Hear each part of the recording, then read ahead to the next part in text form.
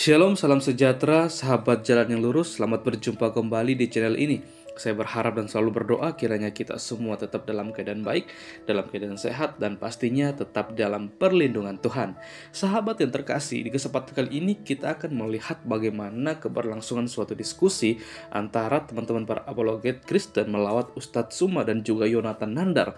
Kita melihat dan juga akan menyaksikan bagaimana di dalam diskusi tersebut Yonatan Nandar mengeluarkan suatu narasi yang sangat-sangat tidak ada di dalam kekristenan, yang dimana dia mengatakan bahwa Yesus pernah menikah dan juga mempunyai seorang anak.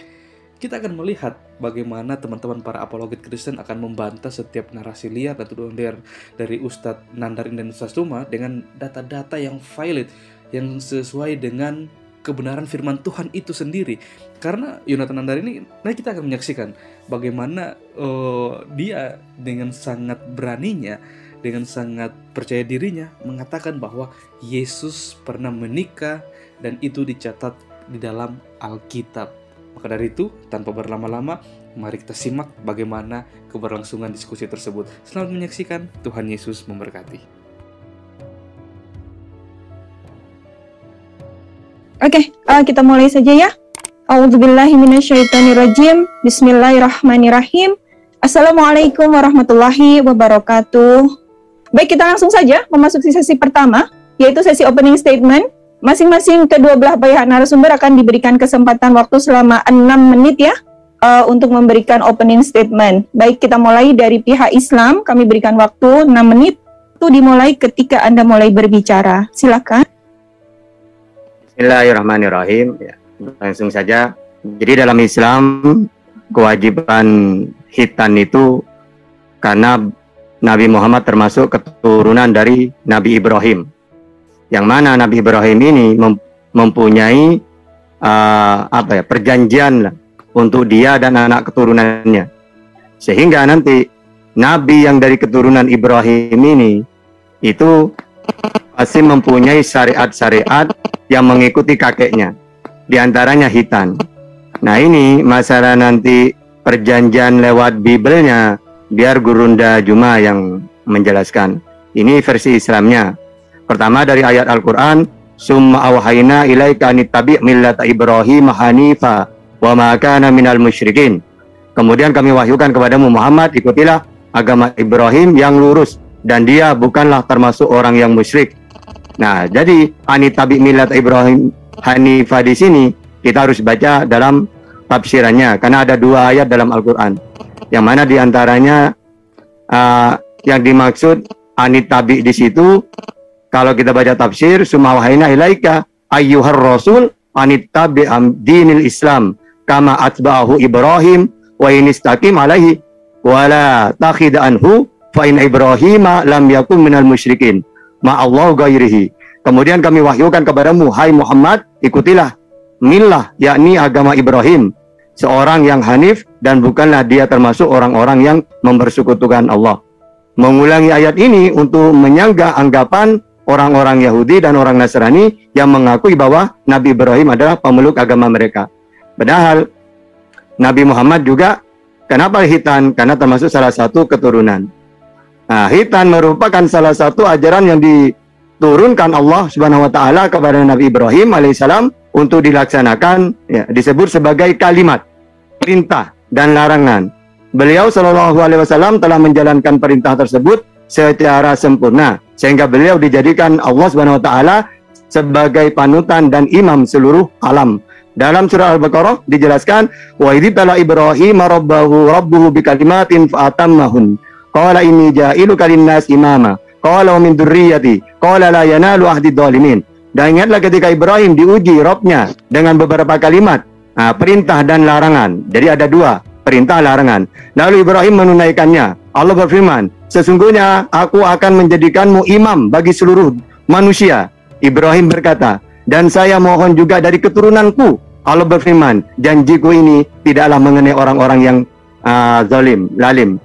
Terus yang dimaksud anittabi' millah atau bikalimatin perintah larangan diantaranya khitan termasuk fitrah, masuk ke dalam fitrah yang disebutkan dalam hadis. Al-fitratu khomsun al-khitanu wal ikhtihdad, terus wa nadful ibti wa taklimul adfar wa qasus syarib. Jadi termasuk kalimat perintah larangan di situ adalah masuk ke dalam fitrah ini. Kan ada hadis bahwa 5 dari fitrah yaitu diantaranya hitan. Nah, juga di dalam musnad dari Ammar bin Yasir, ya, berkata telah bersabda Rasulullah SAW, sebagian dari fitrah adalah berkumur-kumur, terus istinsyak, gitu ya, terus mencukur kumis, bersiwak, gitu ya. Nah, sehingga ini ketetapan dari Nabi Ibrahim yang akan diamalkan, dilakukan oleh keturunannya, baik itu dari Ishak atau kayak Ismail, pasti mempunyai ini. Terus bagaimana Islam itu? Sejak kapan dia hitan? Nah, dalam Islam, hitan itu yang penting belum balik. Karena ketika belum balik, maka dia tidak kena hukum taklifiyah. Apa hukum taklifiyah itu? Yaitu perintah dan larangan. Karena hitan dalam Islam juga berhubungan dengan ibadah. Orang ibadah sholat itu harus suci pakaian, tempatnya, dan badannya. Sehingga kalau orang itu sudah balik, wajib dia hitan agar supaya lepas dari najis, gitu. Loh, kok banyak ini? Silakan Gurunda, silakan. Maaf. Baik, makasih. Saudara kita yang satu siapa? Bang Fe ya? Bro Kingpin. Saya Bang. Oke, dulu silakan Bang. Ya, itu saya rasa itu tuh kalau buat pembukaan itu sudah cukup ya. Nanti gini, kita nanti akan masuk tuh apakah dari kedua agama ini itu menjadi kewajiban atau tidak. Kan situ kan perbedaannya kan. Nanti model apakah benar gitu kan. Kalau di Kristen itu sebenarnya wajib atau tidak sih gitu kan. Nah, kalau di tadi berdasarkan kata tadi itu sudah jelas itu sesuatu yang compulsory gitu. Nah, kalau Kristen nanti mau dicek itu. Kalaupun itu nanti ternyata terbukti tidak wajib gitu kan. Kan kita mesti tahu kan alasannya itu apa saja gitu. Kenapa sampai itu menjadi tidak wajib. Itu aja. Terima kasih. Oke, saya tambahkan masih ada waktu. Ya. Jadi Al-Qur'an menegaskan Bismillahirrahmanirrahim, kedudukan daripada sunat itu wajib ya, sama seperti perintah yang datang kepada Nabi Ibrahim alaihissalam. Al-Qur'an juga menerangkan di dalam surah An-Nahl ayat 123. Bismillahirrahmanirrahim. Tsumma auhayna ilaika an ittabi' millata Ibrahim hanifan wa ma kana minal musyrikin. Jadi kedudukan daripada baginda Rasul Muhammad SAW ini menerima perintah sunat itu sama dengan Abraham alaihissalam. Demikian. Maaf ya Gurunda. Gak apa-apa deh, gak apa-apa. Lagian saya lagi makan juga, silakan.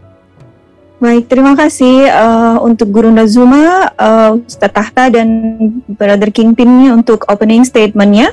Baik, kita langsung saja memberikan kesempatan 6 menit kepada saudara kekristenan. Ada Brother Gigacat, Ginca, dan Aderion. Waktu dimulai ketika Anda mulai berbicara, silahkan. Aku mau share screen ya. Sunat, the sign of circumcision ya, sebagai tanda perjanjian. Perjanjian sunat itu ada di dalam Kejadian 17 ayat 10. Inilah perjanjianku yang harus kamu pegang, perjanjian antar aku dan kamu. Kamu di sini artinya Abraham ya. Ini konteksnya Abraham.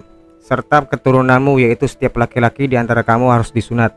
Haruslah dikerat kulit katanmu, dan itulah akan menjadi tanda perjanjian antara aku dan kamu. Sunat itu sebagai tanda perjanjian.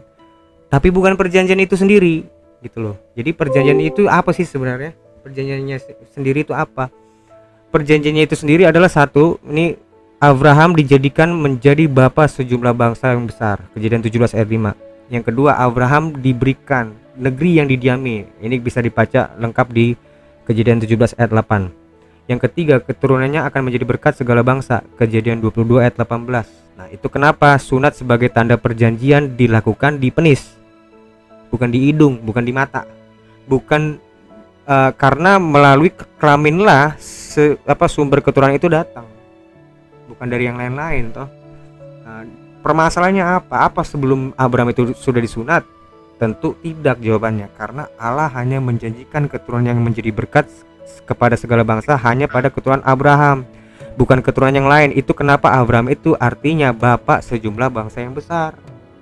Nah, kita nggak perlu berspekulasi tentang Nuh itu sunat nggak. sebelum Abraham sunat nggak perlu. Memang sunat itu baru ada di zaman Abraham kok. Itu kok tadi kenapa permasalahan kita ini terjadi ya. Masalah untuk kalian itu satu, Muslim harus mampu menunjukkan sebelum Abraham sudah mengenal sunat. Kedua, jelaskan kenapa sunat itu harus dikelamin. Ketiga, kalau memang seluruh nabi sunat, kenapa perintah sunat baru turun sejak zaman Abraham? Aku mau penjelasan yang lebih komprehensif. Mungkin dari aku sekian, bisa dilanjutkan sama teman-teman yang lain. Ya, aku coba tambahin sedikit ya. Josel, matiin waktunya dulu. Aku mau share screen ya, bisa enggak? Oke, waktu di pause dulu. Ya, aku coba share ya. Jadi menarik ini ya. Tadi Bro Rion sudah bagus ya. Perjanjian itu apa gitu kan. Nah, ini aku pertegas sedikit ya. Kalau di kita itu tegas ya. Jadi sunat itu ada dasarnya yang Abraham itu. Kalau di teman-teman sebelah kan masih nggak jelas sebenarnya. Nanti kalian perjelas dulu ya. Di mana letak perjanjian itu gitu. Perhatiin ya. Aku baca. Ginjak kepental, silakan dilanjut narasumber yang lain. Iya, jadi nggak apa. Saya lanjutkan sedikit aja. Jadi tadi teman-teman itu silakan. Pada ayatnya meneruskan mila Ibrahim, tetapi tidak ada secara letter-lek di situ sunat. Artinya sunat ini hanyalah menjadi asumsi yang kemudian, karena isi dari janji itu juga di dalam Quran tidak jelas kenapa harus bersunat. Itu yang pertama. Yang kedua, kalau kita mau telaah ke dalam Quran, Ismail itu lahir dari benih yang belum disunat. Jadi sebelum Abraham bersunat, maka Ismail lahir. Sementara Ishak itu lahir dari kulub yang sudah bersunat. Jadi dalam artian bisa kita simpulkan bahwa bukan Ismail lah yang dimaksud tadi. Yang pertama itu tadi ada 3 janji ya. Menempati tanah yang dijanjikan, menjadi bapa segala bangsa, dan keturunannya akan menjadi berkat bagi segala bangsa. Tentu janji ini bukan lewat jalur Ismail. Mungkin kalau Bro Adrian mau menambahkan silakan, sementara kita dari Bro Ginja. Tadi Ustadz Tata bagus tuh bilang, sunat di kami itu tanda kesucian, perjanjian juga, perhatiin. Yang menarik adalah, perhatiin ya, Ismail itu sudah lahir sebelum Abraham disunat. Perhatiin ini. Ini penting buat kalian pelajari ya. Tadi kalau dibilang itu tanda perjanjian dan kesucian, artinya Ismail sudah dilahirkan dulu nih dengan kondisi si Abraham belum sunat, belum suci tuh kawan. Ngeri kawan. Ya, Ismail itu kalau dirunut itu kemana? Ke Muhammad. Walama mati aku. Kan begitu? Mati aku. Berarti yang Ismail itu dan ke bawahnya semua, gimana kawan? Bukan perjanjian itu kawan. Ngeri. Nggak suci itu kawan. Makanya perhatiin kalian. Isa lahir setelah Abraham disunat kawan. Ngeri kawan. Di sini dia ngerinya.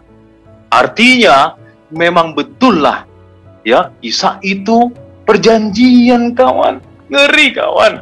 Ismail gimana? Ya setelah umurnya 13, di Alkitab juga tercatat itu. Aku cek-cek, intip-intip di tafsir kalian sama loh. Saat si Ismail itu umur 13 katanya. Pada saat dia mampu mengerjakan pekerjaan dewasa. Itu jelas. Crystal clear di tafsir ayat kalian. Artinya, kan Abraham belum disunat di situ kawan. Belum suci dia kawan. Ngeri kawan. Jadi Ismail itu gimana? Kalian pikir sendirilah itu. Ya, malam ini tobatlah kalian kawan. Makasih, silakan lanjut.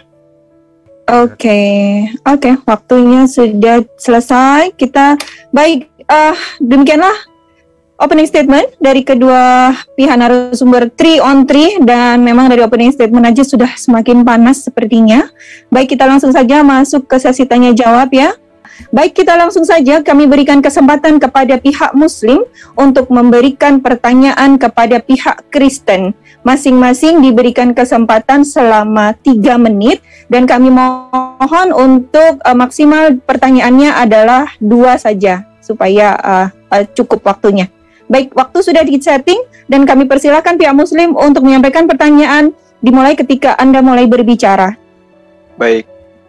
Tadi saudara Gincu atau siapa namanya tadi, bangga gitu ya, dengan Ishak itu lahir dari bapaknya yang bersunat, gitu ya kan.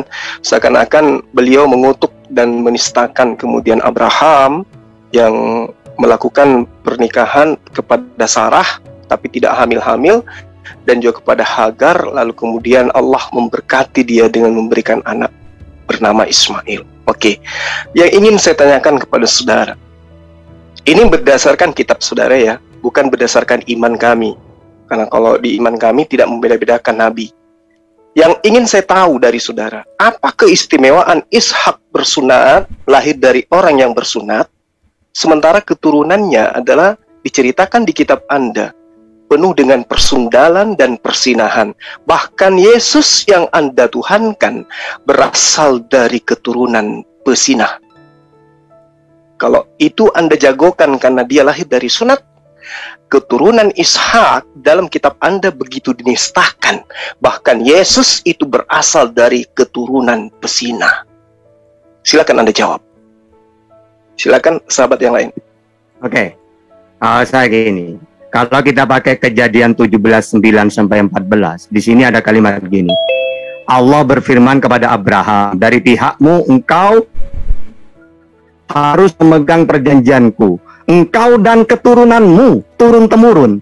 Nah, inilah perjanjianku yang harus kamu pegang. Jadi ini berlaku untuk keturunannya. Siapa keturunannya? Ismail, Ishak. Makanya ketika orang Israel sunat berarti dari Ishak. Ketika orang Islam sunat berarti Nabi Muhammad yang keturunan dari Ismail. Pertanyaannya, kenapa Kristen tidak disunat? Apa karena Kristen pagan, bukan Samawi? Nah, silakan. Bukan apa ya? Yang saya tanyakan, nah itu tradisi. Ini bukan tradisi, perjanjian kekal ini. Ya, silakan. Baik, kita cukupkan waktunya. Kalau begitu kita riset, kami berikan kesempatan langsung kepada pihak Kristen untuk memberikan waktu bisa Oke, terima kasih. Kita langsung saja berikan waktu selama 6 menit bagi pihak Kristen untuk menjawab 2 pertanyaan dari pihak Muslim. Ketika Anda mulai berbicara, silakan. Jadi tadi pertanyaannya kenapa orang Kristen tidak bersunat? Anda salah. Semua orang Kristen itu sudah bersunat sejak dalam kandungan. Kalau nggak percaya silahkan cek satu-satu. Silakan Bro Ginca, lanjut. Baik, aku tambahin ya sedikit aja ya terkait sama apa sih anak perjanjian itu bukan dari Ismail, Ustadz Tata, bukan. Ya, ini kan berdasarkan kitab kami ya, net. Dan Abraham berkata kepada Allah, sekiranya Ismail diperkenankan hidup di hadapanmu, tetapi Allah berfirman, tidak, melainkan istrimu Sarah yang akan menjadi melahirkan anak laki-laki bagimu, dan engkau akan menamai dia Ishak, dan aku akan mengadakan perjanjianku dengan dia menjadi perjanjian yang kekal untuk keturunannya. Jadi yang diperkenankan itu dari keturunannya dari Ishak, keturunan Yakub turunan Israel. Itulah kenapa bangsa Yahudi itu dilebihkan dari bangsa yang lain. Itu fakta. Mungkin juga di dalam imanmu juga seperti itu. Bangsa ini dilebihkan dari bangsa yang lain karena ini memang keturunan dari Ishak itu sendiri yang memang sudah dijanjikan sebelum Ismail ini lahir. Sebelum Ismail lahir pun Ishak ini sudah dijanjikan memang akan ada keturunanmu namanya Ishak. Itu pertama. Yang kedua tentang masalah apa? Kami ini ngikutin siapa? Saya ini bukan keturunan Abraham. Ya, dari Nuh itu kan ada melahirkan namanya Sem. Sem itu turun ke bawah Nahor sampai ke Abraham, Terah baru namanya Abraham. Dari situlah semua turun garis ke bawah tuh Israel namanya. Kalau kami bukan dari turunan Sem, Pak. Orang kami ini. Nah, Nuh itu belum mengenal namanya sunat. Tapi Abraham ini jelas turunannya Sem. Sem ini turun sampai Abraham turun Ishak turun Yakub turun Israel. Semua itulah nabi-nabi semua itu datangnya dari Israel. Nah, keselamatan itu hanya datang dari Israel, Yahudi. Gitu. Kalau kami bukan dari turunan Sem, dan memang sunat itu baru ada di zamannya Abraham. Di zaman Nuh sunat enggak? Tidak. Enggak sunat. Mana dalilnya? Ya memang enggak ditulis, memang karena enggak ada dalilnya. Karena memang baru diadakan zaman Abraham. Kok kamu maksa mesti ada dalil di zaman Nuh belum disunat? Enggak ngobrol kayak gitu. Karena memang sunat itu baru dikenalkan di zaman Abraham. Gitu kira-kira mungkin teman-teman yang lain. Oke, sedikit aja ya. Ya, silakan. 1 menit lah. Jadi begini, ini harus dimengerti dulu, dipahami dulu. Ismail itu lahir dari suatu ketidakpercayaan. Karena Sarah itu tidak percaya bahwa dia bisa punya anak, walaupun sudah dijanjikan, dia tidak percaya. Karena itu untuk mencurangi ini, dia menyuruh Abraham untuk menikah dengan Hagar, yaitu budaknya. Jadi Ismail ini adalah bukan anak yang dijanjikan. Tetapi tadi sudah ditunjukkan oleh teman saya Rion, Tuhan bilang bukan Ismail yang saya maksud. Anak itu harus dari Sarah. Dan karena itulah Ismail itu anak yang tidak dianggap. Maaf, ini kenyataan yang Anda harus terima. Walaupun ya, karena itu kami dengan Yahudi, walaupun kami bertentangan begitu keras, tapi kami tidak pernah bertentangan mengenai siapa yang hampir dikorbankan. Karena itu punya makna teologis yang sangat dalam bagi kami. Silakan Bro Ginca. Ya, aku tambahin ya. Jadi kata kuncinya itu ada di Kejadian ya, aku baca ya. Kejadian 17 ayat 20 sama 21, perhatiin ya. Tentang Ismail, aku telah mendengarkan permintaanmu. Ia akan kuberkati, kubuat beranak cucu dan sangat banyak. Ia akan memperanakkan 12 raja, dan aku akan membuatnya menjadi bangsa yang besar. 21. Tetapi kawan, tetapi perjanjianku akan kuadakan dengan Ishak, yang akan dilahirkan Sarah bagimu. Tahun yang akan datang pada waktu seperti ini juga. Jadi nggak ada dibilangnya di situ dari Hagar itu, kawan. Hati-hati kalian, Hagar itu budak kok. Selir, ya. Jadi kalian terimalah. Walaupun itu pahit, kawan. Abraham itu, ya, Ismail lahir, Abraham belum disunat, kawan.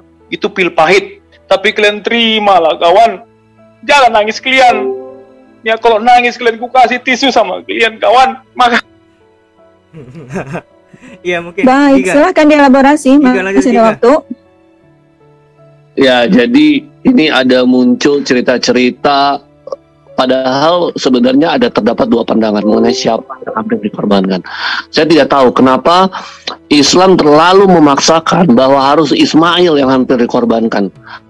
Pengen kayak supaya ada relasi dengan Abraham, padahal nggak ada sama sekali. Ini kenyataan bahwa tidak pernah di dalam sejarah. Dan saya katakan kepada kalian, kalau memang benar secara historis Ismail yang hampir dikorbankan, tidak akan pernah ada bangsa Yahudi. Kalian harus bisa menjelaskan dari mana nabi-nabi semuanya itu lahir dari keturunan Israel. Tetapi selama ribuan tahun itu kekosongan nabi, sampai-sampai Mekah yang katanya adalah Baitullah itu dijadikan tempat berhala dan Tuhan tidak peduli. Begitu. Padahal ada satu kisah di mana tabut perjanjian Allah itu dicuri ke tempat berhala, dan berhala-berhala di tempat itu semuanya jatuh dan rubuh di hadapan tabut Tuhan.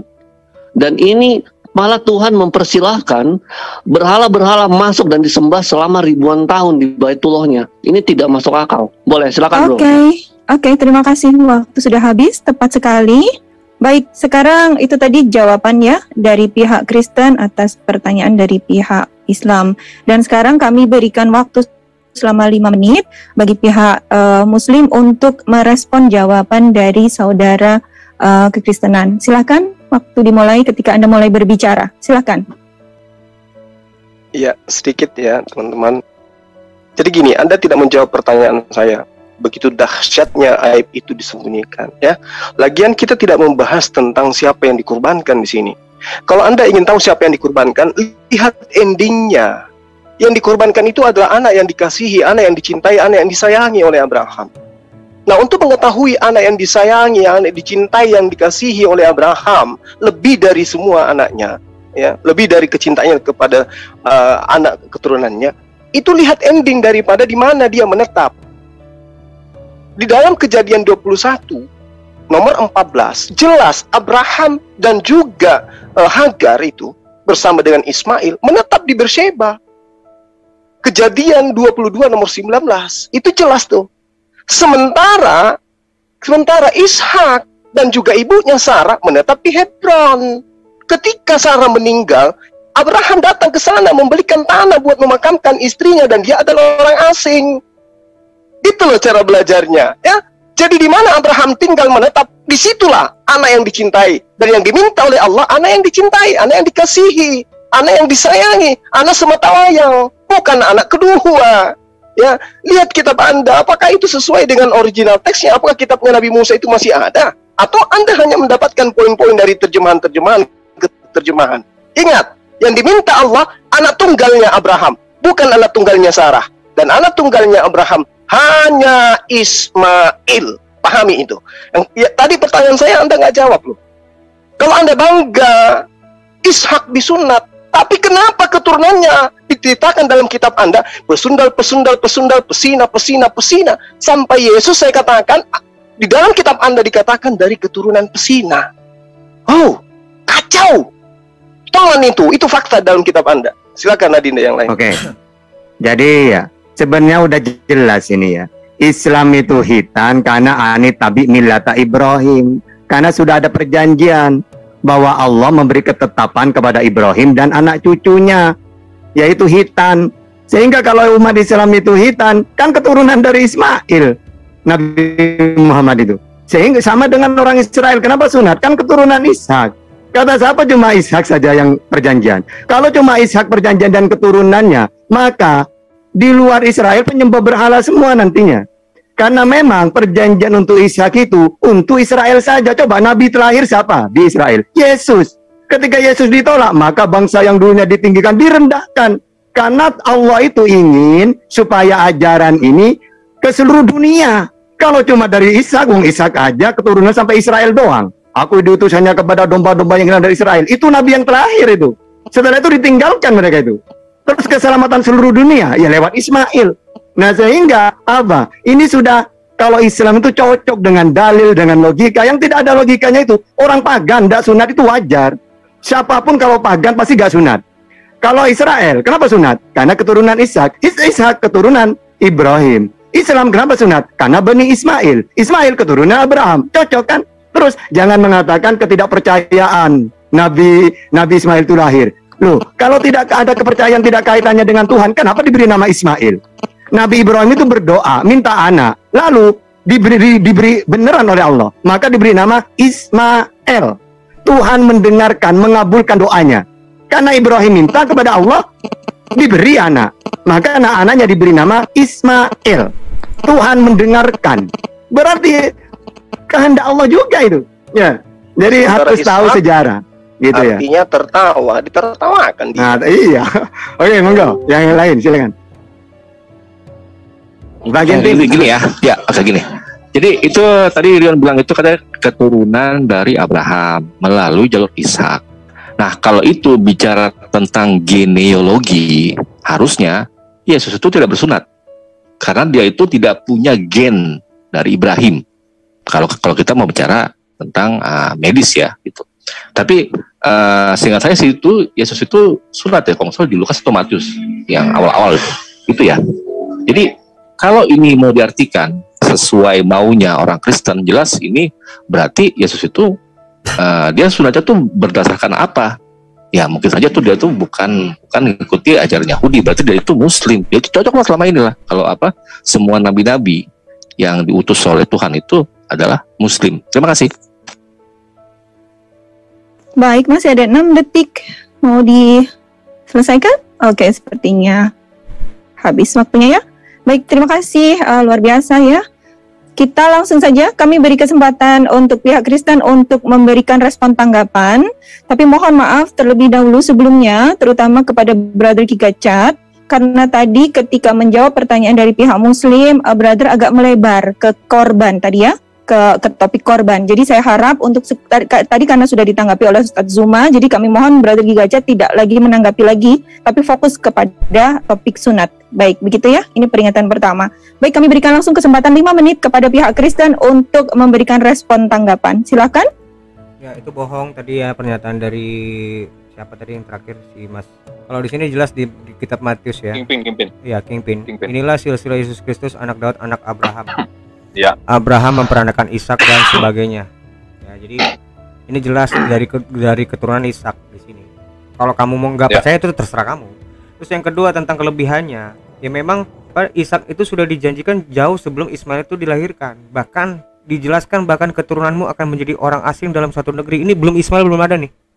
yang bukan kepunyaan mereka, dan bahwa mereka akan diperbudak dan dianiaya 400 tahun lamanya. Tetapi bangsa yang akan memperbudak mereka akan kuhukum, dan sesudah itu mereka akan keluar dengan ini udah ditetapkan ini garis keturunan yang dimaksud. Tapi ini jauh sebelum Ismail ada. Toh kita tahu bahwa yang diperbudak itu bukan keturunan Ismail. Ismail itu keturunannya siapapun, kamu pasti nggak tahu. Jangan-jangan ada nggak kalian tahu, hafal gitu nama-nama itu? Mungkin ada 1-2, cuman nggak familiar toh. Ada nggak yang menjadi nabi? Enggak, 0% yang jadi nabi, nggak ada.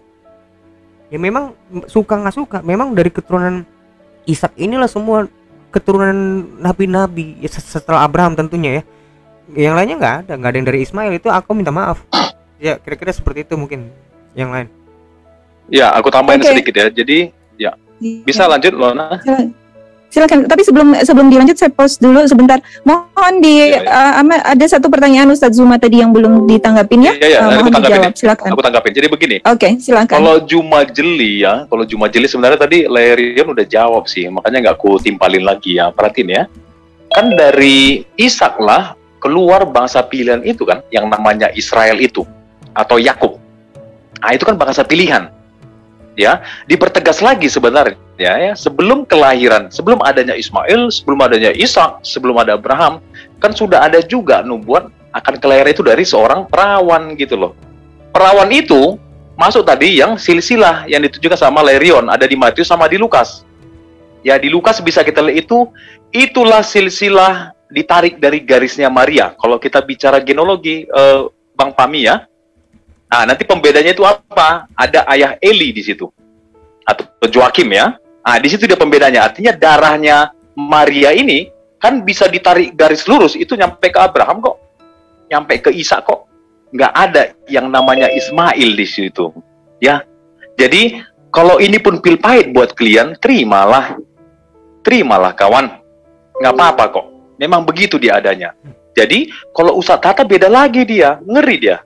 Ya, analisisnya agak-agak gimana gitu ya. Perhatiin, kan aku bilang tanda perjanjian Allah itu dengan Abraham kawan, nggak ada dengan Ishak, nggak ada dengan Ismail. Perhatiin ya sumbernya. Kita bicara sumber yang buat perjanjian itu, perjanjian awal adalah Allah dengan Abraham. Pada saat perjanjian itu Ismail sudah nongol, sudah brojol tuh kawan. Brojolnya Ismail, kan Abraham belum disunat itu kawan. Belum suci itu. Kalau kata versinya Ustadz Tata, kan begitu. Artinya yang keluar duluan itu nggak suci dong. Ya pantas aja lah. Dia bukan pilihan kok. Ya wajar dong. Setelah dia disunat, setelah dia suci, kata Ustadz Tata, baru brojol tuh. Yang perjanjian itu kawan.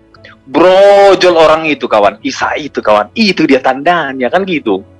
Makanya keselamatan itu juga dari garis keturunannya kan, nongolnya kan gitu, wajar lah. Kalau Ismail yang nggak masuk hitungan lah kawan. Pil pahit ini emang, cuman ya begitu pula kan. Nah kalian terima lah itu ya. Silakan lanjut teman-teman. Oke, jadi saya mau lanjutkan dulu ya. Tadi bagus ya, Ustadz Tata ternyata sadar Nabi terakhir adalah Yesus Kristus. Karena itu Injil itu harus disebarkan ke seluruh dunia. Karena setelah itu sudah tidak ada nabi-nabi lagi. Nabi-nabi dalam sense jabatan seperti Musa, terus misalnya Elia, Elisha dan seterusnya itu tidak ada lagi. Ya, jadi memang itu tertulis juga di Mazmur 147. Ia memberitakan firman-Nya kepada Yakub, ketetapan-ketetapannya dan hukum-hukumnya kepada Israel.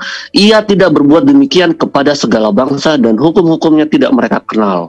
Haleluya, itu isinya. Jadi kalau kalian ingin mengenal siapa Allah Abraham, Allah Ishak, Allah Yakub, namanya juga Allah Abraham, Allah Ishak dan Allah. Bukan Allah Esau? Enggak, bukan Allah Esau. Bukan Allah Ismail? Enggak, bukan Allah Ismail. Betul, mantap. Kalian satu. Jadi ketika kalian ingin mengenal siapa Allah Abraham, Allah Ishak dan Allah Yakub, kamu harus menerima tanah dan kamu harus menerima perjanjiannya, yaitu Yesus Kristus sebagai nabi. Baik, waktunya habis.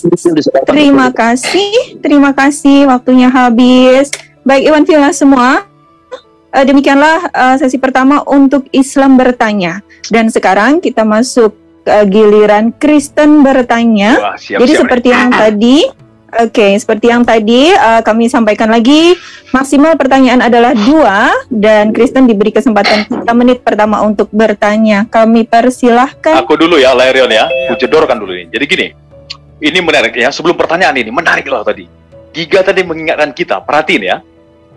Yang buat netizen, sadar kalian ya. Baca malam ini kitab kalian. Tidak ada disebutkan di situ Allah Ismail. Hati-hati kalian. Yang ada itu Allah Ibrahim, Allah Isa dan Yakub, kawan. Hati-hati kalian. Gak ada nama Ismail di situ, kawan. Ngeri. Pertanyaanku pertama, ya. Coba tunjukkan dulu. Tadi Ustaz katakan bagus tuh. Oh, ada perjanjian tanda suci. Coba tunjukkan di kitab kalian itu. Apa makna sunat itu dengan Ibrahim? Perjanjian apa itu? Seperti apa dengan Allahnya dia? Coba kasih tunjuk dulu. Ya, tunjukkan kitabmu. Silakan Lairion sama Giga. Giga. Ya. Silakan. Enggak, Bro, kalau mau nanya boleh silakan. Gue lagi mau ngambil minum soalnya. Oke, aku silakan, mau tanya simple aja. Apakah zaman sebelum Abraham itu sudah mengenal sunat? Nah, itu jawaban pertanyaanku itu aja. Jadi kan kaitannya kan karena kalau kalian menyebutkan sunat itu di syarat sholat agar suci, berarti harus kalian buktikan bahwa sejaman sebelum Ibrahim itu nabi-nabi juga sunat. Kalau memang nabi-nabi sunat, kenapa disebutnya milah Ibrahim bukan milah Nuh? Nah itu, ya silakan. Pertanyaan itu aja dari aku. 1 menit 37 detik, silakan. Ini dimanfaatkan? Iya, udah 2 gitu. Boleh mengelaborasi, silakan. Boleh, mau mengelaborasi silakan, yang penting 3 menit. Iya, bagus itu ya. Aku elaborasi sedikit ya. Jadi gini, ini menarik yang Lairion tadi ya. Perhatiin ya. Memang topik kita tadi, apakah Nuh disunat? Ini menarik ini, perhatiin ya. Kalau teman-teman seberang mengakuin semua nabi sejak dari Adam itu Islam, kan syarat Islam harus suci itu pada saat ibadah, kan begitu. Menariknya, Adam memang disunat juga enggak, kan itu menariknya kan? Adam itu disunat enggak? Kalau disunat dia, aku nggak terbayang kawan, sebesar apa kampaknya kawan, tingginya aja 30 meter kawan. Alamak, siapa yang ciptakan kapaknya kawan? Waduh, mati aku. Alamak, besar kali berarti pemotongnya kan gitu. Kalau betul, tapi kalau nggak betul, ya udah tutup buku kita. Artinya yang nabi-nabi Islam itu dia nggak suci dong pada saat ibadah kan gitu kawan. Silakan. Iya, intinya ingat ya, sunat itu milah Ibrahim. Itu loh. Kalau memang Nuh juga sunat, semua juga sunat, ya berarti bukan milah Ibrahim lagi namanya. Milah Adam. Gak ada dari awal berarti udah perintah dari itu kan? Nggak perlu lagi diperintahkan sunat. Kalau udah tahu, ngapain diperintahin sunat? Saya udah tahu kok. Nah, itu kalian harus buktikan. Itu Bung, harus dibuktikan. Ini waktunya kalian unjuk gigi. Ya, silakan. Baik, 4, 3, 2, 1. Waktu habis. Terima kasih. Demikianlah 2 pertanyaan ya secara garis besarnya dari pihak Kristen. Tapi saya mohon maaf, tadi saya agak lupa sebelum memasuki ke sesi pertanyaan untuk pihak Kristen, saya mohon kepada Gurunda Zuma terutama, karena tadi Bro Giga Chat dalam tanggapan responnya menyebut bahwa beliau mengklaim Gurunda Zuma mengakui bahwa Yesus adalah nabi terakhir. Saya mohon nanti Gurunda Zuma untuk menjawab hal ini ya. Tata tadi tuh. Iya. Tapi Giga tadi menyebut nama Gurunda Zuma, itu tercatat oleh saya. Iya. Nanti saya mohon untuk Zuma untuk mengklarifikasi ini. Baik, terima kasih sekaligus 6 menit untuk memberikan jawaban kepada pihak Kristen. Dimulai dari sekarang, silahkan Gurunda. Iya, jadi yang pertama, terima kasih Anda sudah mengakui bahwa Isa atau Yesus itu adalah nabi, ya, dan mustahil nabi itu adalah Tuhan itu sendiri. Nah, itu yang harus Anda pahami. Terkait dengan Isa, Yesus itu nabi terakhir memang bagi Bani Israel. Kecuali Anda ingin mengakui bahwa Paulus sang juga nabi, juga nabi. Bagi Bani Israel, nabi terakhirnya itu adalah Isa, Yesus. Nah, terkait dengan sunat, perintahnya itu kepada siapa dulu? Perintah sunat itu kepada siapa? Makanya belajar agama itu harus berdata, berdalil. Itulah hebatnya Kristen, beriman kepada sesuatu yang tidak tertulis. Yang tertulis ditinggalkan, yang tidak tertulis diada-adakan. Al-Quran menerangkan, Sara'alakum minad din ma wassa bihi Nuha walladhi awhayna ilaika wa ma wassayna bi Ibrahim wa Musa wa Isa. Allah telah mensyariatkan kepadamu dinul ajaran yang telah diwasiatkannya kepada Nuh, dan apa yang telah kami wahyukan kepada Muhammad sallallahu alaihi wasallam, dan apa yang telah kami wasiatkan kepada Ibrahim, Musa, Isa. Apa itu? Tegakkanlah dinul ajaran, keimanan, ketakwaan, dan janganlah kamu terpecah belah di dalamnya. Ini yang diajarkan kepada kami, bahwa Nabi Nuh syariatnya ada ajarannya. Ajarannya apa? Tegakkan dinul. Dinul apa? Nyembah hanya kepada Allah. Ada nggak ajarannya Nuh untuk mengajak kepada mereka untuk bersunat? Nggak ada. Perintah sunat itu datangnya kepada siapa? Abraham. Berarti tentang sunat disyariatkannya itu kepada Abraham. Lalu apakah kemudian orang yang sebelum Abraham itu tidak suci? Kalau itu yang menjadi alasan Anda, berarti anak-anak Kristen hari ini orang-orang tidak suci semua karena lahir dari orang yang tidak bersunat. Kejam kali kalian, ya. Jadi hal ini harus Anda pahami, bahwa syariat sunat itu datangnya kepada Abraham.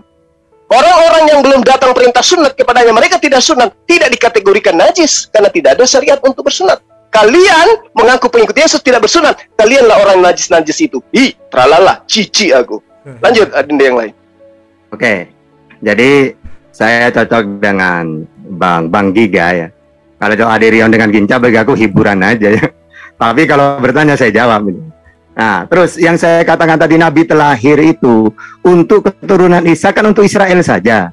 Nah, terlahir bagi mereka itu Yesus. Ketika ditolak Yesus, ya udah ditinggalkan. Sehingga Allah memperkenalkan dirinya sebagai Tuhan melalui siapa? Tidak mungkin Israel udah ditinggalkan melalui keturunan Ismail. Jadi kalau Adirion mengatakan, coba dari Ismail kan tidak ada nabi-nabi. Iya, nunggu antri dulu, kan Nabi Israel belum selesai. Coba setelah Nabi Israel itu sudah selesai, maka 600 atau 500 tahun kemudian, udah setelah ditinggalkan bangsa yang dulunya rendah ditinggikan. Kapan? Setelah Nabi Muhammad dari Ismail itu. Ya. Terus tadi Allah Ismail mana tahta, kata Ginca ya. Ya. Kalau dalam Al-Qur'an dia dijelaskan itu am takuluna. Nah, di sini ini am kuntum syuhada id hadara Yaqub al-maut id qala li banihi ma ta'buduna min ba'di qalu na'budu ilahaka wa ilaha abaika Ibrahima wa Ismaila wa Ishaqa ilaha wahida. Ini Allah Ismail ini. Ketika adakah kamu hadir ketika Yakub kedatangan tanda-tanda maut, ketika ia berkata kepada anak-anaknya, apa yang kamu sembah sepeninggalanku? Mereka menjawab, kami akan menyembah Tuhanmu dan Tuhan nenek moyangmu Ibrahim, Ismail, Ishak. Udah cetoran ini ya. Terus milah Ibrahim itu kenapa tidak usah nyebut-nyebut apa selain apakah Nuh itu, tidak usah milah Ibrahim di situ karena ketetapan ini kepada Kejadian 17:9 Ibrahim dan keturunannya, sehingga karena Nabi Muhammad keturunan Ibrahim, maka milah Ibrahim. Kenapa kok milah Ibrahim kita menyebut Nuh? Karena memang dalam Kejadian 17 Allah mewajibkan kepada Ibrahim dan keturunannya. Ismail keturunannya juga, cocok kan? Nah, yang terakhir apa ya? Sudah ya. Jadi itu saja ya. Silakan Bang Ginting. Ya, oke. Gini ya, apa namanya? Tadi kan dibilang itu kan kata itu kalau itu adalah perjanjian kakal, itu dalam Greek-nya itu aionio gitu kan. Nah, kalau kata yang digunakan sebagai keturunan itu kata spermatos sana. Kata spermatos ini itu bukan merujuk kepada apa namanya itu, bukan cuma merujuk kepada tuh anak gitu, tapi itu kepada semua tuh yang berasal dari, jadi tuh bukan artinya tuh apa Ishak terus apa Yakub, terus Yakub punya anak siapa terus sampai habis gitu kan, misalkan sampai Isa gitu kan, nggak seperti itu. Jadi itu semua tuh yang apa yang mengikuti dari perjanjian ini. Perjanjian kan ada 5 ya, kepada Nuh, kepada Abraham, kepada Musa, kepada Daud, dan kepada Isa gitu, atau Yesus gitu. Perjanjian ini tuh tetap di apa, walaupun misalkan di Musa dan Daud tuh nggak disebutkan, itu tetap diikuti, jadi nggak perlu lagi tuh ditelusur lagi, dan itu tetap berlaku kekal ayunnya. Nah, kalau itu mau diputus gitu kan ya, berarti itu sama juga kan dengan mengingkari ketetapan dari Tuhan. Baik, Terima kasih. Terima kasih untuk pihak Muslim atas jawaban yang diberikan kepada pihak Kristen. Kita sekarang memberikan waktu 5 menit ya kepada pihak Kristen untuk merespon jawaban dari pihak Muslim. Oke, waktu dimulai ketika Anda mulai berbicara. Aku Silakan. dulu ya, Leon.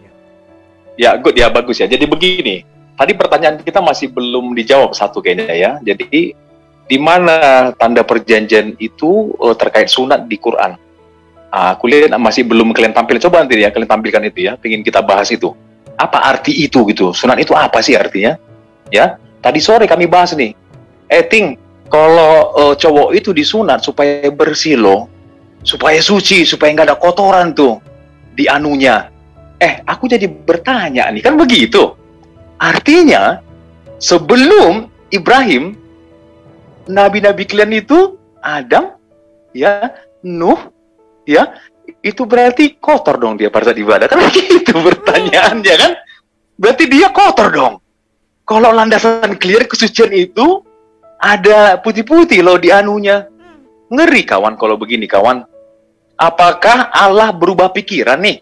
Makanya dia bilang, setelah kuti rimang-rimang ya, setelah kutimang-timang ini, ternyata nabi sebelumnya itu najis loh ini. Nggak bagus loh ini. Ternyata di dalam itunya itu ada putih-putihnya. Ya udah deh, aku buat aja peraturan sunat kan gitu. Apakah begitu kawan? Kan gitu. Jadi lucunya Adam itu sebenarnya disunat enggak sih? Kan itu pertanyaannya. Kalau Juma tadi bilang ya udah, itu milah sunat itu Ibrahim aja. Artinya Juma dengan tegas bilang dia berbeda pandangan dengan teman dari sore. Artinya Juma tegas bilang Nuh dan yang sebelumnya bayi Adam itu enggak disunat. Ya itu pil pahit kalian. Artinya ya selama hidupnya dia hidup dengan kenajisan, dibawanya itu pada saat dia ibadah kawan, kan gitu. Iya kan? Ini menarik loh ini. Berarti kotorannya itu masih ada itu pada saat ibadah.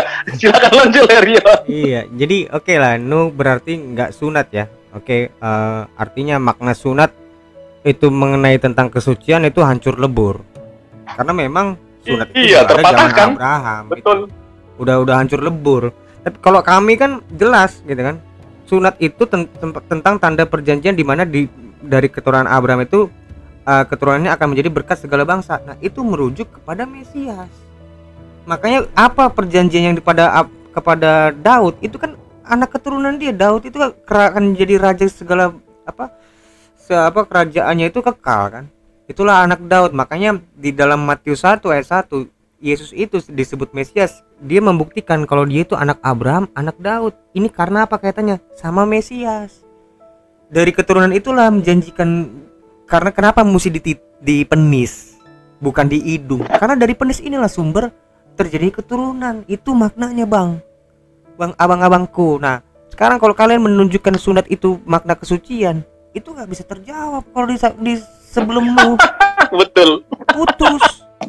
Putus semua. Akhirnya kalian harus berhayal. Di zaman Adam pun sudah sunat. Itu ada loh. Usaha untuk seperti itu ada loh di kalangan ulama. Kalau dari zaman Adam pun sudah sunat. Ada yang kayak begitu. Tapi itu rupanya diambil dari mana? Dari dongeng Yahudi. Namanya itu apa namanya? The Legend of Jew. Itu diambil sama ulama tersebut terkait. Sekarang ya gitu aja sih mungkin tanggapanku. Apa makna sunat itu jadinya, Pak? Itu dulu, jelaskan dulu kenapa mesti di situ. Mereka belum jawab itu. Betul, mereka belum jawab itu. Ya. Mungkin Giga. Masih ada waktu nggak, Lona? Banyak. Masih, silakan 1 menit 16 detik. Oh ya, oke, good. Jadi gini ya, aku resume ya. Jadi aku ulangin ya. Tadi Juma teman-teman semua di netizen, ya ini berbeda dengan teman-temannya tadi sore, perhatiin. Teman-temannya tadi sore bilang Nuh itu yang sebelum Ibrahim disunat. Perhatiin ya. Juma dengan tegas hari ini, malam ini jam 22.01 mengatakan ya sunat itu ikut milah Ibrahim. Artinya Ibrahim dan seterusnya lah yang sunat. Yang sebelumnya tidak.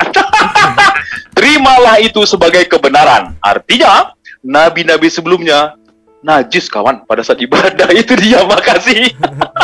Oke, saya pause dulu. Saya mohon waktunya di pause dulu. Oke, Akhi Al, saya mohon waktunya di pause dulu. Oke, saya mau memperingatkan kembali kepada saudara kekristenan, mohon tidak framing ya. Anda barusan sudah membenturkan pendapat para muslim. Jadi mohon untuk tidak framing juga. Sekali lagi, kita di sini salah satu rule-nya adalah tidak melakukan framing. Oke? Baik, silakan waktunya dilanjutkan 32 detik. Silakan. Ya, udah dari aku cukup. Lagi, Cak, lanjut lagi, Cak. Lagi gak? Udah belum? Nggak, belum nyampe deh. Dia tadi izin. Oh, belum nyampe dia. Oh ya udah. Aku pikir cukup deh, kasih tunjuk aja Ustadz Tata sama Zuma ya, kita damai ya. Coba kasih tunjuk aja dasar sunat itu di kalian pada saat Ibrahim itu apa sih sebenarnya? Coba bawa ayat kalian, nanti kita bahas itu deh. Aku tertarik. Ya walaupun tadi sudah tegas kau bilang ya Zuma, sunat itu ngikut milah Ibrahim ya, artinya sebelum-sebelumnya nggak ada sunat itu. Itu sudah tegas. Terima kasih Juma 86 adik. Baik, waktunya habis 86 bro. Baik, sekarang kesempatan pihak muslim ya untuk memberikan respon tanggapan terutama pertanyaan kekristenan yang bertanya dasar sunat di dalam Al-Quran. Silahkan untuk 5 menitnya dimulai ketika Anda mulai berbicara. Silahkan. Oke, Al-Quran sudah jelas mengurai yang tadi ya, data yang tentang sunat. Nah, syariat itu adalah aturan hukum-hukum yang disyariatkan kepada Nabi Ibrahim. Syariatnya tidak ada kepada Nabi Musa, kepada Nabi Nuh tentang sunat. Di mana datanya? Ada perintah Allah kepada Nabi Nuh untuk bersunat. Tunjuk data kepada kita gitu. Yang diterangkan oleh Allah tentang syariat hukum yang diterangkan kepada Nabi Nuh itu Anda boleh baca dalam surah Nuh ayat 1 sampai ayat 28. Silakan Anda buka di situ. Ada nggak perintah sunatnya? Nggak ada. Syariat sunat itu datangnya, hukum sunat itu wajibnya dimulai pada masa Nabi Ibrahim. Itu yang diterangkan kepada kami di Al-Quran. Entah kalau ada di kitab Anda. Lalu kemudian tentang sunat di dalam perjanjian Allah kepada nabi-nabi, syariatnya bukan karena najis, tapi karena perjanjian, perintah. Di Islamlah kemudian terurai segala aspek keilmuan itu muncul kemudian. Apa hikmah di balik perintah sunat itu? Bukan berarti orang yang tidak disunat, dalam hal ini nabi-nabi yang tidak disunat menurut pemahaman saudara, itu kemudian mereka itu najis. Tidak, karena kenapa? Menurut pemahaman kami, nabi-nabi itu adalah nabi-nabi yang suci di hadapan Allah. Sementara perintah sunatnya datangnya dari Allah, bukan dibuat-buat oleh manusia. Ya, jadi kalau Anda mengatakan yang tidak bersunat itu najis, kaca dong, ada kaca kan di rumah. Berarti Anda mengatakan diri kalian itu adalah orang najis. Anda menggauli istri Anda dalam keadaan najis, anak Anda dilahirkan dalam keadaan najis. Berarti kalian adalah keturunan titik-titik. Jawab aja sendiri. Silakan sahabat yang lain. Oke, saya melanjutkan ya. Jadi gini, saya kalau debat itu kunci-kunci sudah ada di atas gitu. Sehingga kalau ditanyakan itu enak ya. Jadi mana dasarnya? Gini loh ya, berangkatnya hitan itu ketetapan Allah untuk Ibrahim dan keturunannya. Sehingga dasar dalam Al-Quran wa idibtala Ibrahima rabbuhu bikalimatin. Dan ingatlah ketika Ibrahim diuji Robnya dengan beberapa kalimat. Apa kalimat itu? Perintah dan larangan. Berarti di sini ada perintah. Apa perintahnya? Di Kejadian itu 7, 9 sampai 14 itu. Ketetapan kewajiban bagi Ibrahim dan keturunannya. Sehingga di sini dikalimatin perintah. Ini dasarnya. Masalah nanti itu makanya fitrah ada 5 itu sudah rata-rata 5 ini kebersihan. Motong kuku, hitan, ya, bulu ketiak itu harus bersih. Memang arahnya kebersihan. Loh, bagaimana tata dengan nabi-nabi sebelumnya? Apakah mereka kotor? Ini bukan masalah kotor bersihnya, tapi ada nggak perintah? Ada nggak larangan gitu tuh? Kan enggak kan? Sehingga kita itu berpatokan kepada dalil. Islam milah Ibrahim ada perintah kepada Abraham dan keturunannya. Nabi Muhammad keturunan Ismail kan cocok udah. Jadi jangan membawa nabi-nabi yang lain, terserah kan nabi-nabi yang lain ada nggak perintah hitan itu? Nggak ada. Adanya di mana? Di Ibrahim. Ya udah, di kalimatin ini dalilnya udah. Kami melakukan perintah. Perintahnya Nabi Muhammad keturunan Ismail. Ismail keturunannya Ibrahim. Ibrahim mempunyai kewajiban sunat dan keturunannya. Cocok udah. Yang hancur itu pagan yang nggak sunat itu loh. Semuanya, pokoknya nggak sunat itu pagan udah. Gitu ya. Silakan, Bang King Ping. Oke, ini ya. Ini kan awal itu dari ini ya, dari apa namanya? Ini ya. Ini saya buat teksnya, jadi ya. Sini itu ada kata, bentar, ya. Ini, ya. Diakene mu pros auton es dia as. Nah, asnya kai to sini spermaton auton met auton. Jadi yang kata yang dipakai sini tuh ini spermaton ini, bukan ini loh. Kata yang dipakai itu ini artinya ini ya, biji ya artinya, atau benih lah gitu.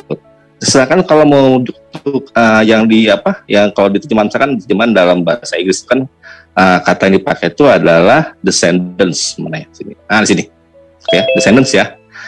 Itu descendants itu artinya ini tuh, apa gonoi gitu. Tapi kata yang dipakai itu adalah benih gitu. Jadi apakah itu manusia itu mau disamakan dengan tumbuhan? Kan enggak gitu. Jadi ini sebenarnya bukan merujuk kepada keturunan secara genealogi, tapi yang mengikuti dari ketetapan itu. Makanya kan ada 5 perjanjian itu, dan yang terakhir bagi apa? Sebentar. Mohon maaf. Iya, saudaraku. Mohon maaf sekali waktu kita habis ya. Jadi ini selesai ya. Untuk baru saja Islam merespon jawaban, menanggapi respon dari pihak Kristen. Baik, kita akan segera memasuki sesi berikutnya, yaitu kesempatan untuk Islam bertanya untuk round kedua. Tapi sebelum kita masuki ke sana, saya mohon izin kembali untuk iklan-iklan. Baik, ikhwan filah semua, saudara muslimku yang ada dimanapun di Menara Siar, diskusi kita malam ini 3 on 3 yang mempertemukan debater Muslim Gurunda Zuma, Ustadz Tahta, dan Brother Kingpin berhadapan langsung dengan Brother Ginca, Brother Aderion, dan Brother Gikacat, disiarkan secara langsung dari Zoom MMCI Makassar Mu'alaf Center Indonesia, dan disiarkan secara langsung di beberapa menara siar, yaitu Zulkifli M. Abbas Official, Amanah Sang Hamba, Hidayah Channel, Ikhlas Dunia Akhirat Channel, Josel Official, Tahta Channel, Bang Kismet, BMB, Ersajo Channel, dan Tristan Muslim Corner. Baik, kita langsung saja memasuki sesi kedua. Kesempatan ini adalah kesempatan untuk Muslim bertanya kembali selama 3 menit. Jadi sekali lagi, pertanyaan maksimal adalah 2. Waktu dimulai ketika Anda mulai berbicara. Silahkan. Oke, baik. Kembali ke pertanyaan saya yang awal tadi ya. Kebanggaan Anda gitu loh. Yang mengkhawatirkan dan membuat bulu kudus saya merinding sekarang adalah ketika Anda menjagokan Ishak, tetapi ternyata keturunannya adalah keturunan pesina. Ya, ini yang ingin saya minta jawaban dari teman-teman. Salomo anak Daud yang kemudian dilahirkan di luar nikah. Tolong bantai ini. 2 Samuel 2 ya, nomor 1 sampai nomor 27, Anda boleh melihat bagaimana proses kejadiannya. Ibu Salomo yang adalah Bathsheba itu melakukan sesuatu yang sifatnya sundal, kemudian melahirkan anak, turun ke bawah. Datanglah Yesus yang kalian sembah. Pertanyaan saya, apa keistimewaannya anak perjanjian yang Anda gembirkan itu? Kalau ternyata ditorehkan di dalam kitab Anda keturunannya yang duduk di atas tahta Daud adalah anak pesundal alias pesina. Jelaskan kepada kita supaya kita tahu apa istimewanya sih. Silakan. Hancur. Silakan yang lain. Saya ke aja Bang Yuda aja lah. Silakan Bang Yuda. Iya, kalau kita tahu ya itu sampai sekarang pun Yahudi itu masih mempraktekkan tuh hitan ya gitu kan. Terus ada sebagian Kristen yang juga masih mempertahankan itu. Nah, jadi simpel aja, kenapa dari kekristenan itu ada yang menjadikan itu tidak wajib. Terima kasih. Baik, masih bisa dielaborasi 1 menit 13 detik, silahkan. Biar Bang Juma aja memperkuat Bang Juma. Jadi gini loh, Anda mengatakan Yesus itu manusia yang paling suci. Faktanya dia berasal dari pesina. Data dari dalam kitab Anda. Saatnya Anda membuka otak kalian, otak Anda semua. Saya jadi merinding loh. Membaca kitab kalian ini merinding saya. Bulu kudus saya itu berdiri gitu loh. Ya, selain Daud itu bersinar diceritakan, Salomo anak Daud ini juga ternyata nikah dengan Maria, ibu kandung Yesus itu diceritakan di kitab Anda. Si Yusuf ini diceritakan di dalam Matius 1 nomor 18-20. Ternyata dia hamil pada saat dia bertunangan dengan Maria. Kok yang kayak gini-gini Anda banggakan gitu loh? Oh, dia ada anak perjanjian. Terus apa manfaatnya anak perjanjian itu? Oh, ternyata manfaatnya ini keturunannya. Legalisasi persinahan dan persundalan, kemudian melahirkan satu konsep anak sina menjadi Tuhan. Maaf, itu yang ada dalam kitab Anda. Saya merinding loh baca ini kitab. Silakan Anda jawab itu. Luruskan kalau salah atau lakukan revisi terhadap kitab kalian. Silakan. Baik, tepat sekali waktunya habis. Luar biasa pemanfaatan waktunya. Terima kasih untuk pihak Muslim. Sekarang langsung saja 6 menit kami berikan kepada pihak Kristen untuk memberikan jawaban. Silakan. Ya. Siapa duluan? Aku duluan ya. Aku duluan aja dulu sebentar ya biar cepat ya, Kak. Silakan. Nah, ini kan ketika Anda menjagokan Ishak kan intinya kan Ishak itu yang keturunannya juga ada yang rese yang negatif kan gitu kan ya. Loh gini Bang, ini kan bukan tentang keistimewaan, tetapi memang keturunan Ishak lah yang dijanjikan sebelum adanya Ismail. Memangnya keturunan Ismail bagaimana? Bang bilang kalau memang baginda Muhammad itu dari keturunan Ismail, oke, kita anggap. Terus memang keturunan Ismail gimana? Lurus semua. Bahkan menurut Ustadz Firanda, ini saya ngambil, ini bukan pernyataan saya ya, tolong ya diperhatiin. Bahkan menurut Ustadz Firanda pun bapak dan ibu dari baginda Muhammad masuk ke dalam neraka. Itu turunan langsung ke atas tuh. Turunan langsung di atas. Ini saya bisa nunjukkan video, ini bukan perkataan saya. Ini bukan pernyataan saya, ingat. Nah, itu gimana, Bang? Apa mau saya mengambil seperti itu? Hal seperti itu? Kan enggak. Tentu enggak dong. Kalau abang mau nanti minta videonya biar supaya saya nggak dikira fitnah, saya bisa kasih videonya. Ya itu aja mungkin dari saya, teman-teman. Ya, saya tambahkan sedikit ya. Dari tadi saya dengar itu kemegahan akan bersunat. Pak, saya kasih tahu ya. Saya yakin Ustadz Suma, Ustadz Tata, dan Kingpin di sini sunat pada saat pakai celana merah di depan mantri sunat. Paulus itu disunat 8 hari di bait Allah, dan dia bilang apa? Ini bukan hal yang bermegah-megah, bukan sesuatu hal yang dimegah-megahkan. Ini yang dulu aku anggap sebagai keuntungan, sekarang aku anggap rugi karena Kristus. Kenapa? Hakikatnya itu sudah datang. Janji Abraham itu sudah datang. Itu bukan untuk metere, itu bukan untuk hal yang kita megah-megahkan. Nah, saya lanjut lagi nih Pak. Saya sunat, terus kenapa? Anda mau apa sama saya? Apakah Anda mau bermegah-megah dengan saya karena tidak sunat? Saya sunat. Anda mau cek setiap titik orang Kristen. Karena itu saya bilang, setiap orang Kristen itu sudah bersunat sejak lahir. Seperti Rasulullah, itu joke. Tapi Anda mau cek satu-satu. Itu buat hal untuk Anda berbangga-bangga. Karena itu saya bilang, Islam pemahamannya terlalu di dasar. Kalian itu masih di syariat melakukan tapi nggak tahu kenapa. Nah itu, silakan lanjutkan Pak Ginca. Ya bagus ya yang dari Giga tadi ya. Jadi mereka ini ya teman-teman netizen, kalian perhatiin ya. Kalian itu melakukan sesuatu itu berdasarkan apa yang dilihat orang di permukaan. Itu sebenarnya kalian. Ya, kalau Allah kami berbeda kawan. Allah kami itu menelisik hatimu, karena hatimu itu nggak pernah bohong.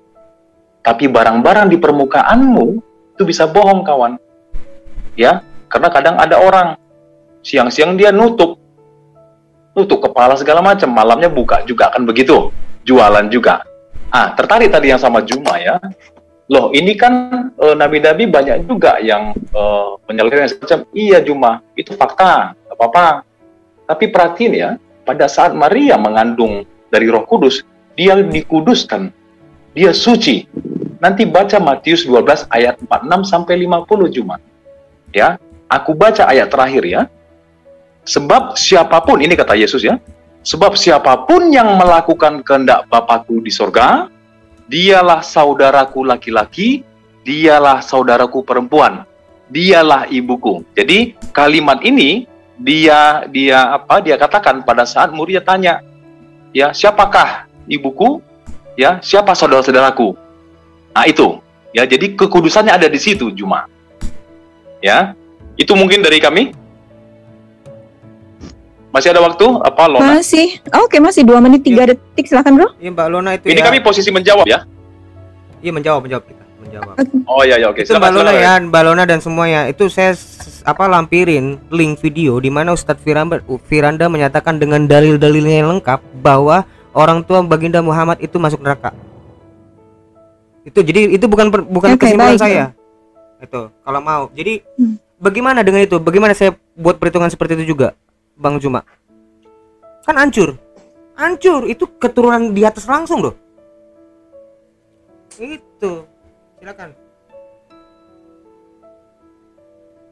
Baik, masih ada waktu 1 menit 22 detik, silakan dielaborasi. Ya, ayo. Jadi begini, kalau Ustadz Suma itu masih mau bawa-bawa Paulus, mau ini, saya rasa tidak level lah. Karena Paulus itu dididik untuk menjadi pemimpin Farisi, langsung dibawa didikan Gamaliel. Sunatnya di bait Allah 8 hari, itu pun dia tidak bermegah diri karena itu.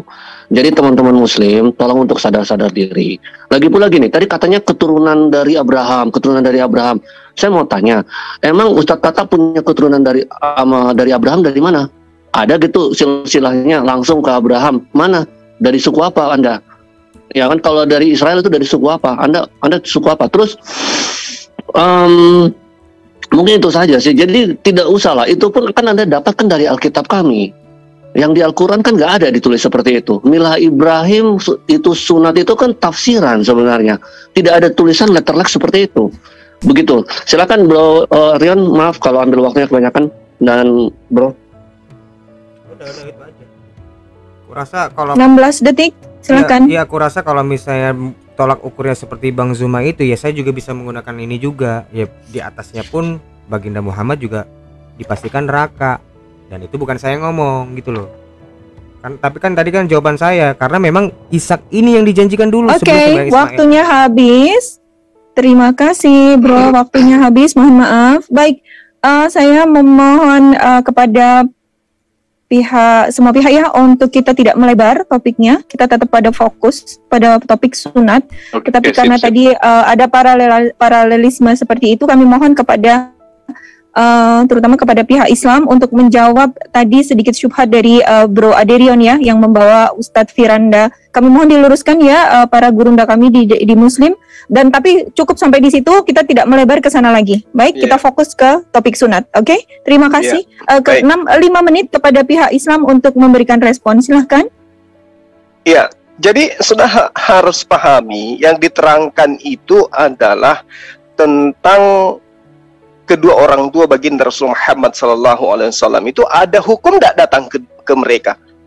Ada syariat nggak kepada mereka? Atau mereka hidup di zaman fatrah, zaman di mana tidak ada nabi datang kepada mereka, tidak ada rasul datang kepada mereka, tidak ada kitab suci yang datang kepada mereka. Lalu mereka mau dihakimi dengan apa? Kau masuk neraka, kenapa? Ya kau nggak menyembah aku, mana perintahmu yang datang kepada aku ya Allah? Nggak ada, ya ngapain aku dimasukkan ke dalam neraka? Hadits itu untuk menghibur sahabat-sahabat yang bertanya kepada dirinya, gitu loh. Musim 4 itu adalah kaum patra, kaum yang tidak ada datang pada mereka nabi ataupun rasul ataupun kitab suci. Berbeda dengan Yesus, katanya umat pilihan. Anda bangga Ishak, dia anak tunggal, anak pilihan. Keturunannya, bahkan saking hebatnya keturunannya kelak akan menjadi Tuhan pencipta langit dan bumi dengan cara mati di atas tiang salib. Akan tetapi, lagi-lagi saya merinding nih, gimana nih kawan-kawan? Akan tetapi ternyata dia berasal dari keturunan, waduh, gak enak saya bilang, ini yang harus kalian bantah. Kalau mengenai sunat itu syariat, kenapa kemudian syariatnya datang kepada Abraham, lalu kemudian datang kepada Baginda Rasul Muhammad SAW?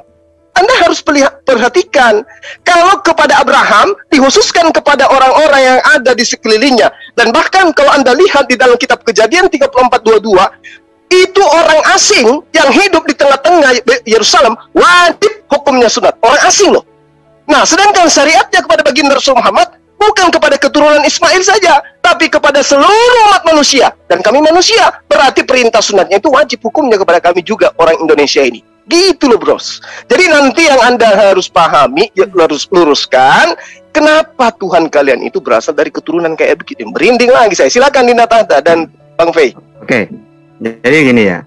Tadi saya akan menjelaskan tentang Bang Giga. Apakah kamu keturunan Ibrahim tahta kau sunat? Gini, ketika Nabi Ibrahim itu punya ketetapan sunat untuk keturunannya, maksudnya keturunan di situ kan nabi-nabi. Ketika Nabi itu disunat, maka memerintahkan kepada umatnya. Apakah sunat itu orang Israel itu sunat semua? Iya. Apakah keturunannya Abraham semua? Tidak. Nah, sama dengan saya. Nabi Muhammad keturunan Ibrahim, punya kewajiban milah Ibrahim, yaitu sunnah. Nah, otomatis dia memerintahkan umatnya. Gitu yang benar itu. Kalau masalah Firanda itu gampang, banyak dalilnya. Tapi saya pakai dalil saya satu aja. Wa ma kunna mu'adzibina hatta nab'atsa rasula. Allah tidak akan mengadab, tidak akan menghukum apapun hatta nab'atsa rasula, sehingga dia mengutus nabi dulu. Baru nabi ini diutus, ada perintah, ada larangan. Siapa yang tidak percaya kafir.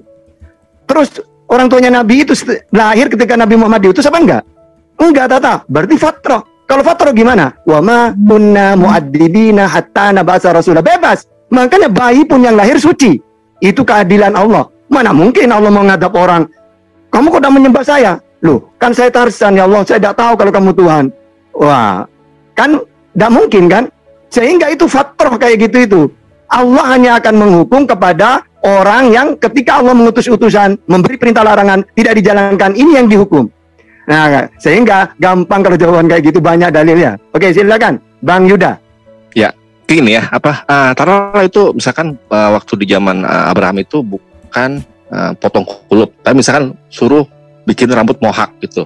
Intinya itu kan bukan itunya, tapi kan ketaatan gitu. Bukti kalau kita itu adalah hamba gitu kan.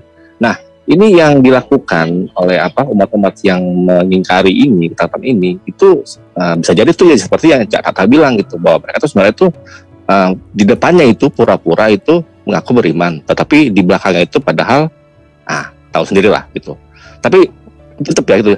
Pertanyaan saya tadi itu cuman kenapa tuh ada yang sunat dan ada yang tidak sunat dari golongan Kekristenan. Terima kasih.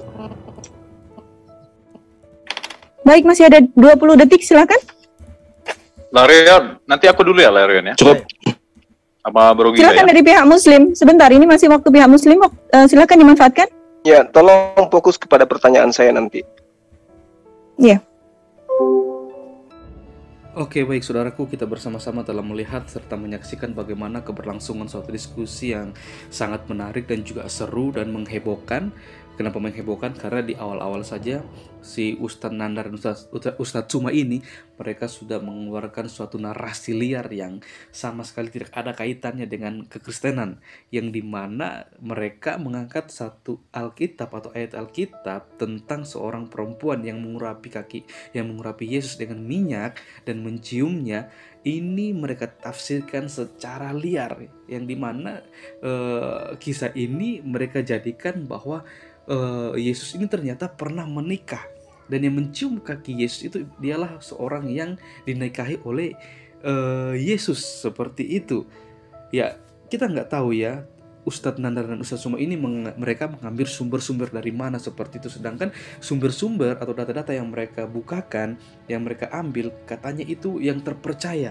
Terpercaya bagaimana? Kalau menurut kami sumber yang mereka ambil itu dari buku-buku yang mereka baca itu semuanya itu orang-orang yang menafsirkan secara liar tentang ayat ini seperti itu. Dan hal itu juga dilakukan oleh Ustadz Nandar, ditelan mentah-mentah, dibaca sepotong-sepotong. Dia tidak mencari tahu tentang dengan pasti tentang maksud dan tujuan penulisan ayat tersebut seperti itu. Malah dia telah menganggap bahwa Yesus pernah menikah. Ayat ini membuktikan bahwa Yesus pernah menikah, dan orang perempuan yang mencium kaki Yesus atau mencium Yesus Dialah yang telah dinikahi oleh Yesus seperti itu ya. Ya, dari sini kita sudah melihat bahwa memang Ustadz Nandar ini sama sekali tidak mengerti, bersama Ustadz Suma tidak mengerti dan memahami tentang Alkitab, tentang firman Allah itu sendiri, yang dimana benar-benar mereka ketika membaca Alkitab hanya mencari ayat-ayat yang menguntungkan, ayat-ayat yang mungkin ini kontradiksi, dan mereka mencoba untuk mentafsirkan tapi dengan menggunakan literatur yang bertentangan, yang tidak digunakan oleh orang Kristen untuk mentafsirkan suatu ayat Alkitab, guna untuk mencari kebenaran supaya kita juga mengerti kok ayat ini bisa ditulis dan apa maksud dan tujuan ayat ini ditulis seperti itu ya. Saya akan baca ayat tersebut yang diangkat oleh seorang Ustadz Nandar dan juga Ustadz Suma. Di dalam Lukas 7 ayat 36, situ dikatakan, seorang Farisi mengundang Yesus untuk datang makan di rumahnya. Yesus datang ke rumah orang Farisi itu lalu duduk makan. Di kota itu ada seorang perempuan yang terkenal sebagai seorang berdosa. Ketika perempuan itu mendengar bahwa Yesus sedang makan di rumah orang Farisi itu, datanglah ia membawa sebuah buli-buli pualam berisi minyak wangi. Sambil menangis ia pergi berdiri di belakang Yesus dekat kakinya, lalu membasuh kakinya itu dengan air matanya dan menyekanya dengan rambutnya. Kemudian ia mencium kakinya dan meminyakinya dengan minyak wangi itu. Hal ini ditafsirkan seorang Ustadz Suma dan juga seorang Yonatan Nandar bahwa kejadian ini menandakan bahwa Yesus itu pernah menikah. Dan ayat ini membuktikan orang yang mencium kaki Yesus, dialah yang dinikahi oleh Yesus seperti itu ya. Memang Ustadz Nandar sama Ustadz Suma ini memang mereka sangat bobrok ya, kalau saya bisa bilang, dalam mereka mentafsirkan ayat Alkitab. Ketika mereka menggali ayat Alkitab, mereka menggunakan data-data yang liar, data-data yang itu sangat bertentangan dengan kekristenan, atau bisa dikatakan sesat seperti itu. Ya, kita hanya bisa berdoa supaya mereka bisa lebih memahami lagi dan mengerti, memaknai arti dari Lukas 7 ini. Arti dari seorang perempuan yang berdosa yang meminyaki kaki Yesus kemudian menciumnya seperti itu. Ya, karena kalau mereka betul-betul membaca dari keseluruhan ayat ini, pasal ini, dan mentafsirkannya dengan baik dan benar, pasti mereka akan mengerti dan memahami apa sih yang dimaksud atau apa sih arti dari semuanya ini seperti itu. Dan yang harus mereka pahami bahwa Lukas 7 ayat 36 ayat 50 ini, ya ini memang kisah yang menceritakan di mana seorang perempuan berdosa yang mengurapi kaki Yesus dengan minyak wangi dan air mata, sementara Simon orang Farisi yang mengundang Yesus tidak melakukannya seperti ini. Hal ini menyoroti kontras antara orang yang menerima pengampunan dengan penuh syukur dan mereka yang tidak menyadari kebutuhan akan pengampunan. Yesus kemudian menceritakan perumpamaan tentang dua orang berutang, menunjukkan bahwa orang yang menerima pengampunan yang lebih besar akan mengasihi dengan lebih besar lagi. Ya, hal ini yang sebenarnya yang harus dimengerti dan dipahami oleh seorang